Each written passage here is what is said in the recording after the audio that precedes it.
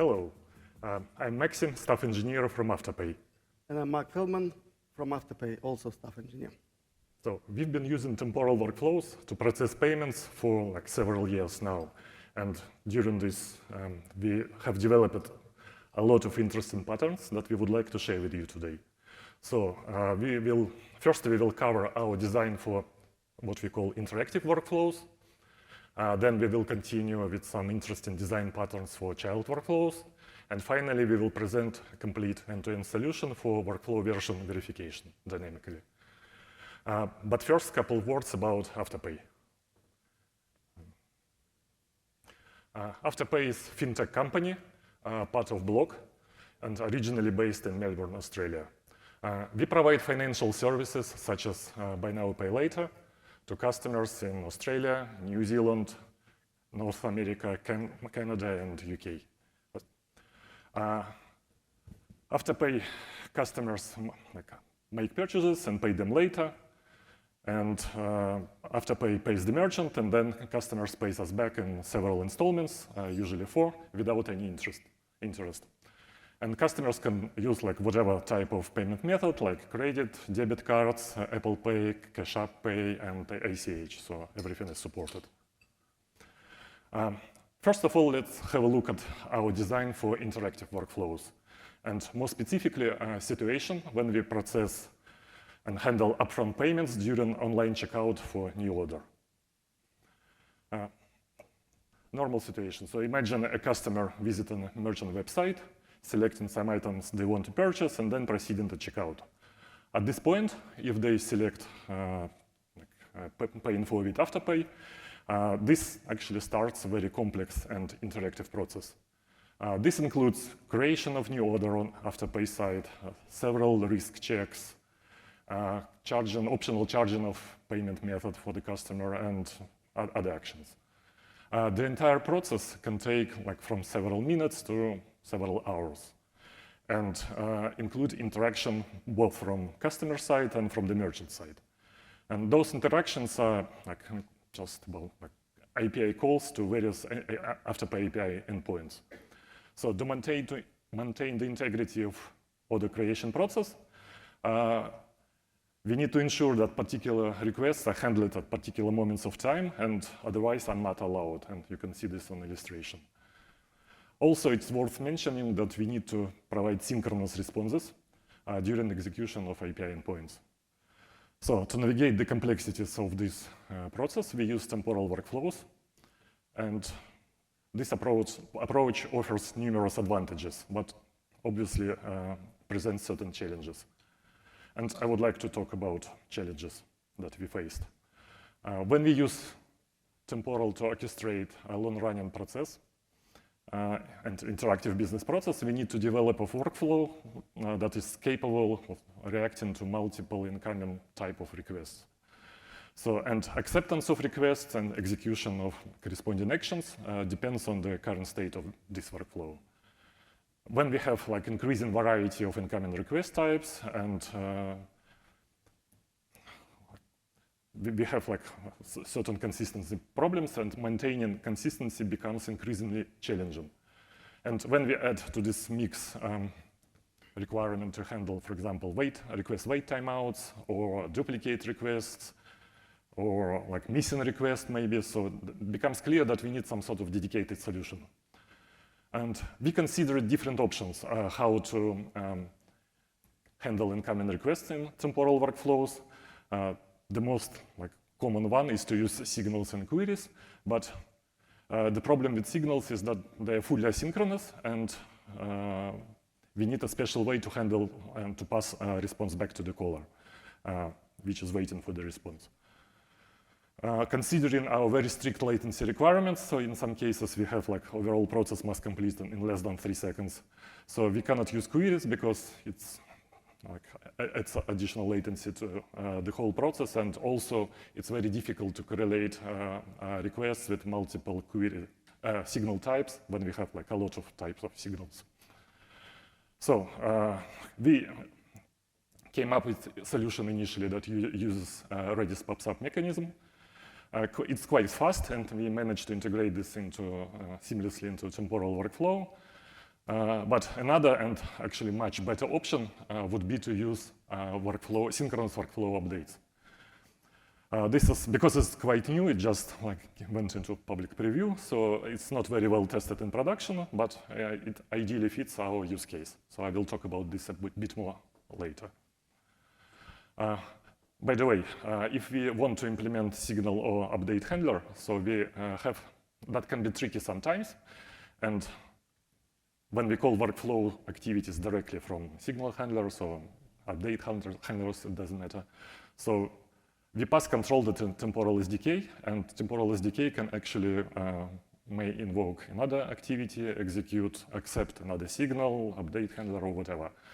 So it becomes very difficult to understand what the current state is and how we synchronize everything together.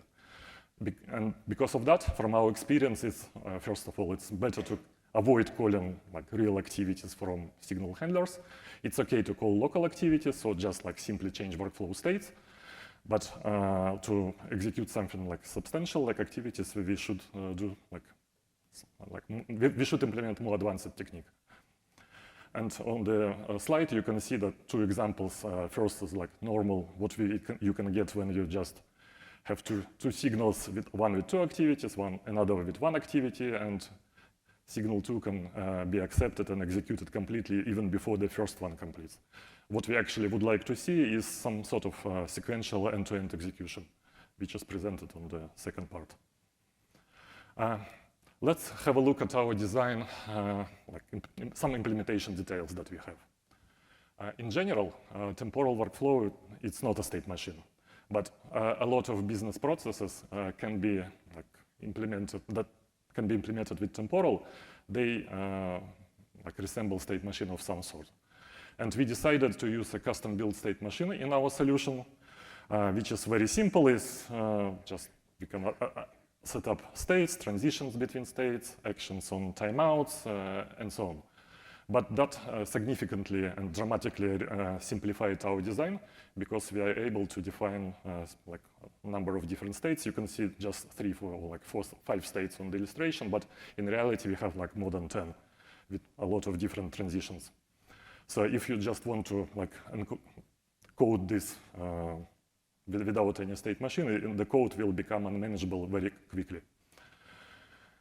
And like I mentioned, because we started implementation a while ago, when workflow update wasn't available, so we use workflow signals and Redis pops up.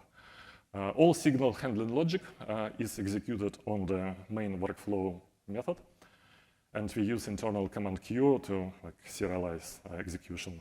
So this way we avoid problems, concurrency problems that I mentioned previously. Regarding publishing results back to the caller that we need to do synchronously. So Redis pops up mechanism, we use it quite, the solution is quite simple. We just generate a unique channel ID for the Redis pops up, start listening on the client, then pass that ID to the workflow handler, signal handler, for example. And then when it completes, it just passes the response back to that channel using that unique ID. This is very simple.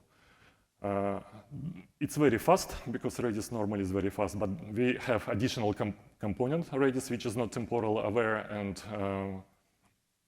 actually we have another communication channel with another component which is not so much reliable if you look at the overall solution. That's why we were very, very excited when Temporal announced workflow update mechanism. And now let's have a look how it fits this solution. So the main motivation to use signals, or to use updates and replace signals and Redis pops up, it was just, first of all, simplify both client and server code, so we don't have any additional Redis-related stuff.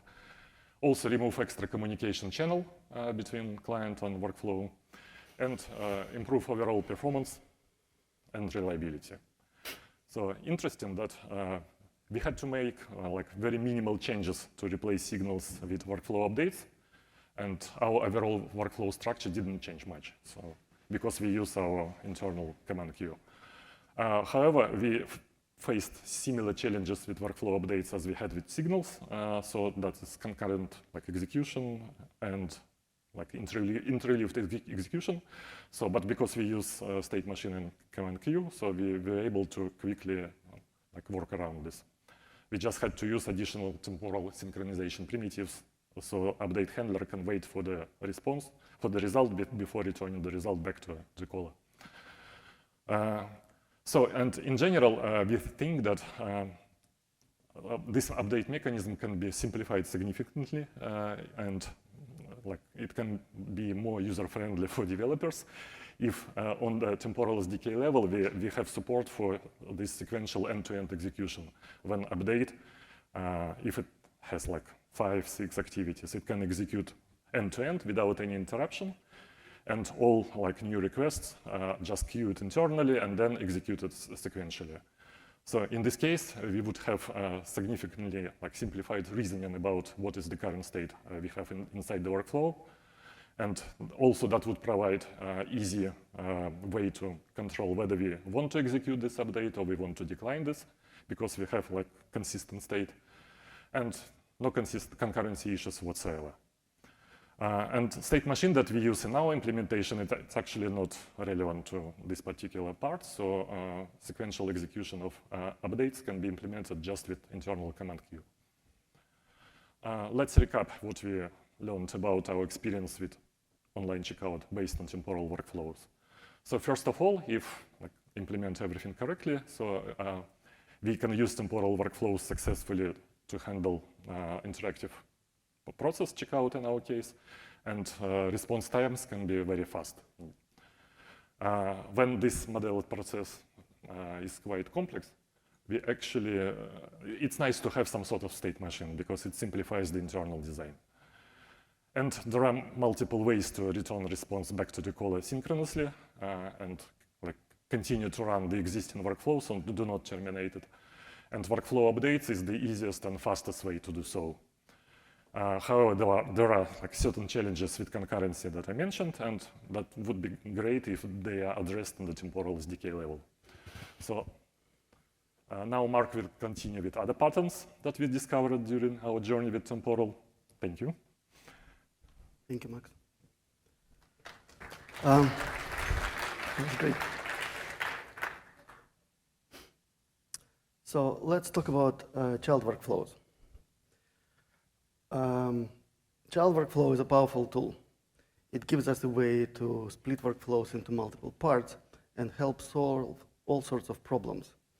A child workflow starts from another workflow, and it may start a child workflow of its own. Depending on a parent close policy, a child workflow can terminate with the parent or can keep going independently. What are the main use cases for using child workflows? The typical cases include when a workflow contains a large number of distinct operations, we can logically partition the tasks into separate child workflows. We can also physically divide workflows into parts to execute on different workers that may require access to special computing or networking resources. If a workflow history approaches a limit of 50,000 events or 50 megabytes in size, we need to start thinking about segmenting the history. We can use continue as new option or split it into child workflows.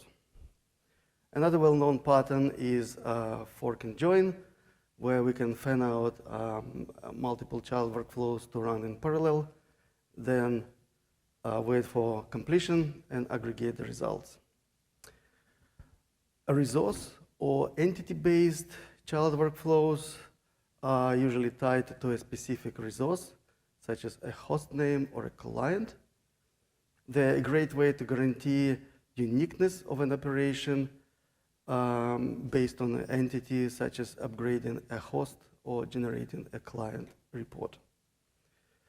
In our experience with workflow optimization, we found a couple of other cases where the child workflow supplements the main logic to achieve certain objectives.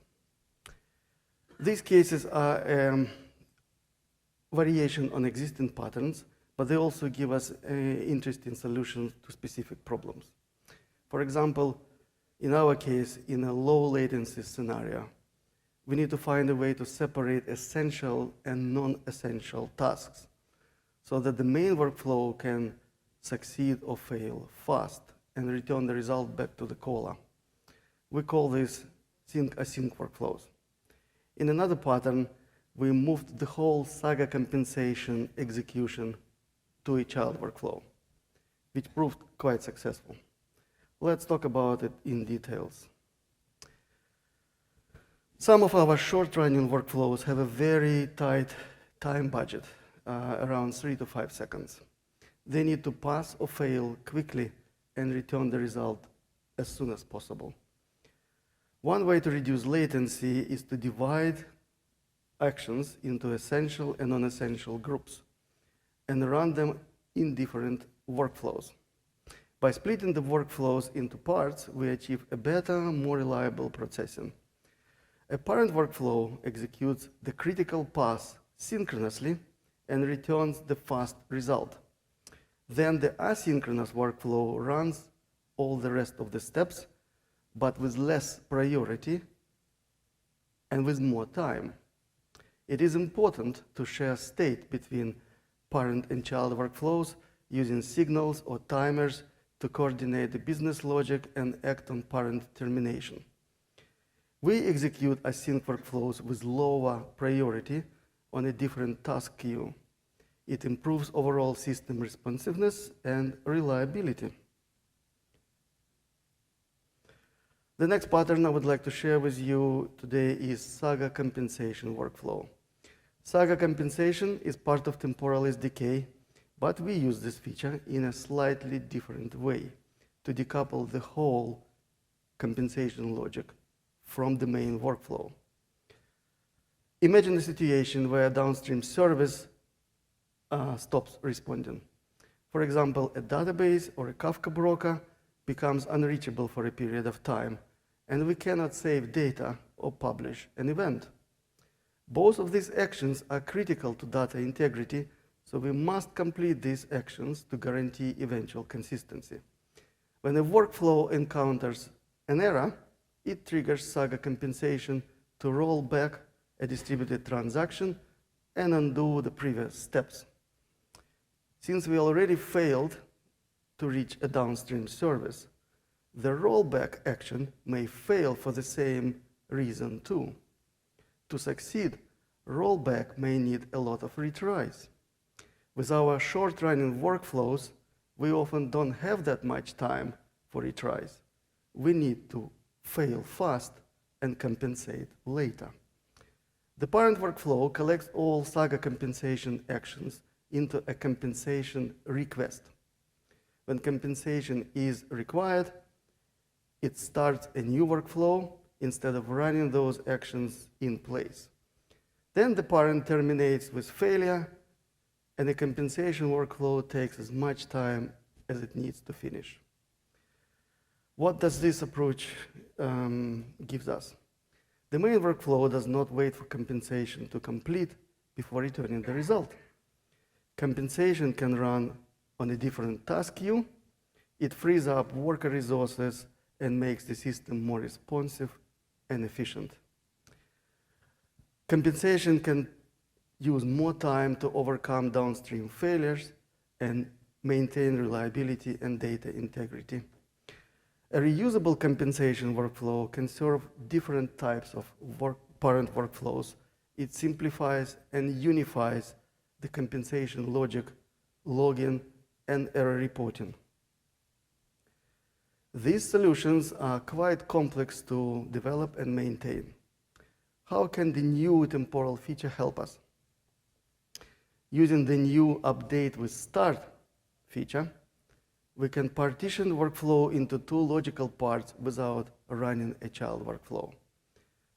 First, synchronous part executes on update and returns the result back to the caller.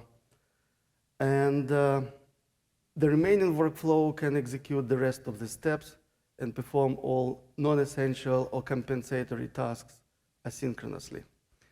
This approach gives us a lot of benefits.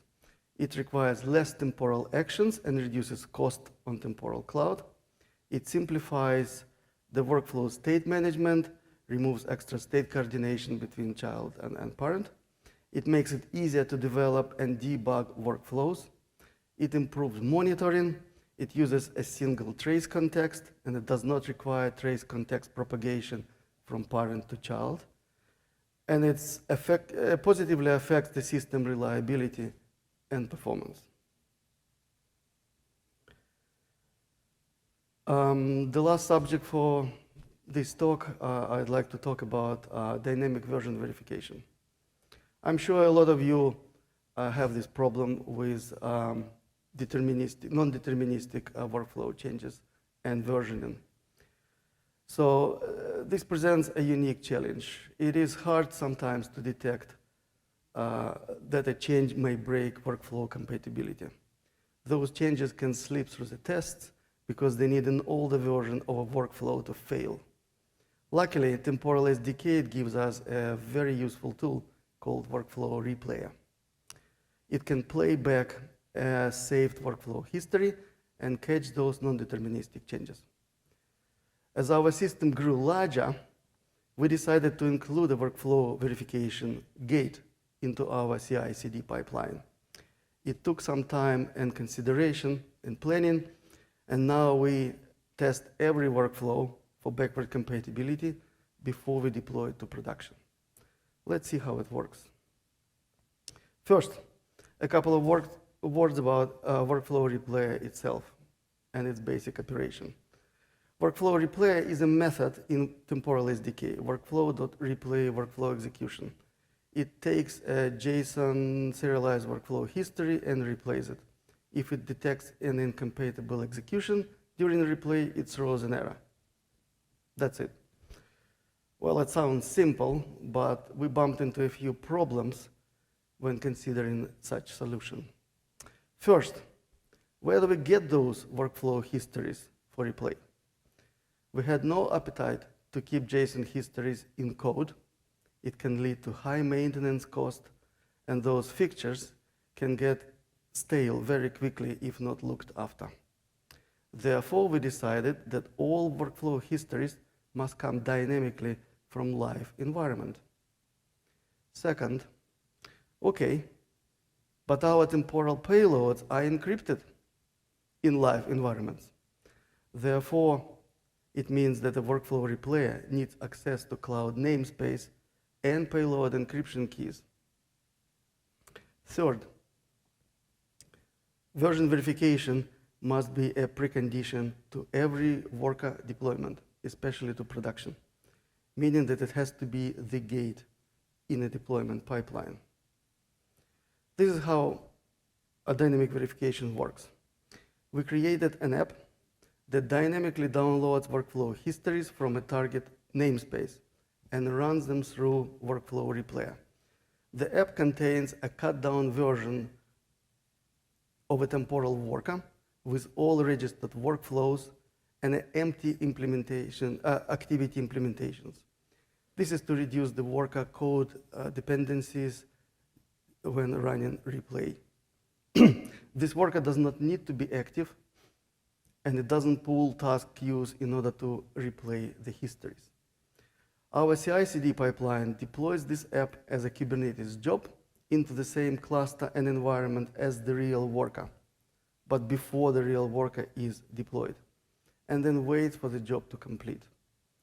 The job has access to the same payload encryption keys and MTLS certificates to connect to our temporal cloud namespace. We use search attributes to tag each workflow with application version of a worker at startup. It makes it possible to find workflows for a specific version. When deployed to the cluster, the job performs several tasks. It grabs the current version of a live worker. It downloads up to 100 latest completed workflows of every workflow type in that namespace based on that version tag, both successful and failed workflows. It runs the histories through Workflow Replayer from memory right there in the cluster. If replayer throws a non-deterministic exception, the job exits with error and it blocks the deployment pipeline. This ensures that the changes are compatible with the currently running version. What does it give us? Dynamic verification. Workflow histories contain secrets and private data. They remain encrypted, they never leave secure production environment, and they never stored to disk. Verification in deployment provides continuity of changes. We do not hard-code history fixtures. They always come from live data. Our CI/CD pipeline blocks faulty workflow code from reaching production and maintains backward compatibility. In the last 12 months, we caught several such errors, and it saved us a few sleepless nights. So let's recap quickly what we learned today. We talked about challenges we encountered with our interactive workflows and the way to improve state management when handling concurrent signals and updates. We shared a few overlapping child workflow patterns, how update with start feature can simplify them, and we discussed a solution to catch non-deterministic changes before they become live. If you want to know more about any of this, you can catch us on Temporal Slack channels. Thank you very much.